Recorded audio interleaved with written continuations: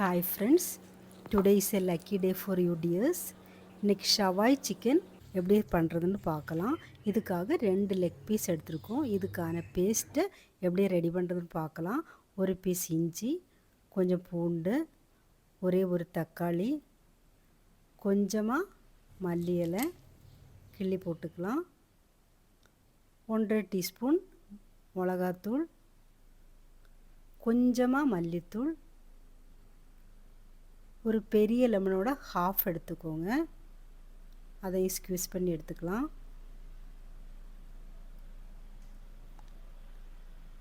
கொஞ்சமாக நல்ல கெட்டி தயிர் எடுத்துக்கலாம். கொஞ்சோண்டு கறி மசாலா தூள், 1/4 டீஸ்பூன் மஞ்சள் தூள், தேவைக்கு உப்பு ஒரு டீஸ்பூன், 7 இல்லைன்னா 7லேருந்து 10 வரைக்கும் சின்ன வெங்காயம் எல்லாம் சேர்த்து நல்ல பேஸ்ட் ரெடி பண்ணிக்கலாம். இதுதான் ஷவாய் சிக்கனோட பேஸ்ட்டு. அதுக்கு முன்னாடி நம்ம 2 லெக் பீஸ் எடுத்துருக்கோம் இல்லையா, அதில் ஒரு ஃபோர்க்கால் நல்லா ப்ரெஸ் பண்ணி விட்டுக்கலாம். இது மாதிரி நல்லா ஆழமாக. சப்போஸ் உங்கள்கிட்ட இந்த மாதிரி ஃபோர்க் இல்லைன்னா சின்ன கத்தியால் நல்லா ஆழமாக இதே மாதிரி குத்தி குத்தி விட்டாலும் போகும். ஏன்னா அப்போந்தான் உள்ளுக்குள்ளெல்லாம் நல்லா வேகும், இந்த மசாலாவும் உள்ளுக்குள்ளே நல்லா பிடிக்கும். ஸோ மசாலா ஃபுல்லாக நம்ம இதை பேஸ்ட் பண்ணி வச்சுக்கலாம். கேப்பிலெல்லாம் இருந்தால் கேப்பிலெல்லாம் நல்லா பொறுமையாக கொஞ்சம் நேரம் நல்லா தேய்ச்சி விட்ருங்க. இதேமாதிரி பேக்கிலெல்லாம் சப்போஸ் பேஸ்ட் ஆகலைன்னா அதுலேயே நல்லா இது கொஞ்சம் 2 ஹவர்ஸ் மேரினேட் பண்ணி வச்சுக்கலாம். இருக்கட்டும். இப்போ குக்கரில் நம்ம வேக வச்சு எடுத்துக்க வேண்டியதுதான். எண்ணெய் ஊற்றணுன்னு அவசியம்லாம் கிடையாது. சப்போஸ் அப்படி ஊற்றணுன்னாலும் ஒரு 1 டீஸ்பூன் ஊற்றினா போதும். 2 விசில் வர வரைக்கும் நல்லா வேக வச்சு எடுத்துடலாம்.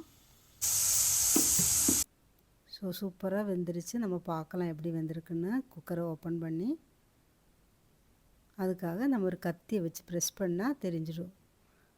பாருங்கள், சூப்பராக வெந்திருக்கு, நல்லா குக்காக இருக்குது. இப்போ ஒரு ஃப்ரையிங் பேன் வச்சுக்கலாம்.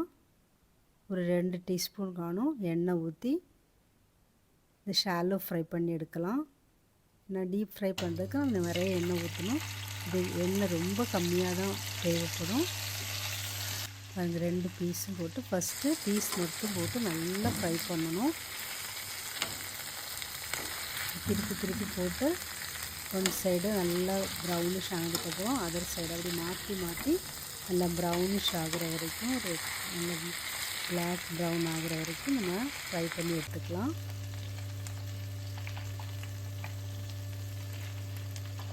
ஸோ நான் 2 பச்சை மிளகு போட்டிருக்கேன், சும்மா ஒரு வாசனைக்காக போட்டிருக்கேன். பாருங்கள், ரெடி ஆகிட்டுருக்கேன். இன்னும் கொஞ்சம் நேரம் நல்லா ஃப்ரை ஆகிடுச்சு. இப்போ குக்கரில் இருக்கிற கிரேவி ஃபுல்லாக இதில் ஊற்றிக்கலாம். சப்போஸ் நீங்கள் சப்பாத்தி வேணும், சப்பாத்திக்கு சாப்பிட்றதா இருந்தால் இன்னும் கொஞ்சம் தண்ணி இதில் ஆட் பண்ணிக்கலாம்.